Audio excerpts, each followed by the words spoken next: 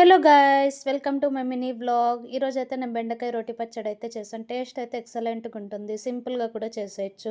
దీనికి కావాల్సిన పదార్థాలు బెండకాయ, టమోటో, ఆనియన్, వెల్లుల్లి, కొత్తిమీర, చింతపండు, ఉప్పు. ఫస్ట్ అయితే బెండకాయ, టమోటా, ఆనియన్ అయితే కట్ చేసుకోవాలి. తర్వాత అయితే వెల్లుల్లిని అయితే తోకలు గిల్లేసి పక్కన పెట్టుకోవాలి. కొద్దిగా చింతపండు, ఉప్పు, కొత్తిమీర అయితే పక్కన పెట్టుకోవాలి.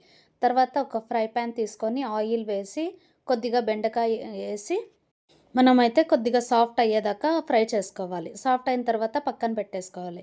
తర్వాత అదే ప్యాన్లో కొద్దిగా ఆయిల్ వేసి ఆనియన్ కొద్దిగా బ్రౌన్ కలర్ వచ్చిన తర్వాత టొమాటో వేసి ఫ్రై చేయాలి. తర్వాత వెల్లుల్లి వేసి ఫ్రై చేయాలి.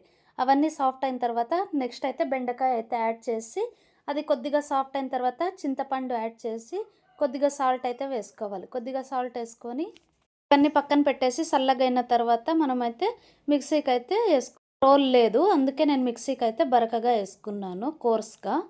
టేస్ట్ అయితే ఎక్సలెంట్గా ఉంటుంది. మీరు కూడా ట్రై చేయండి. నేనైతే చపాతీలోకి అయితే చేశాను. మా ఆయనకైతే చాలా చాలా ఇష్టం.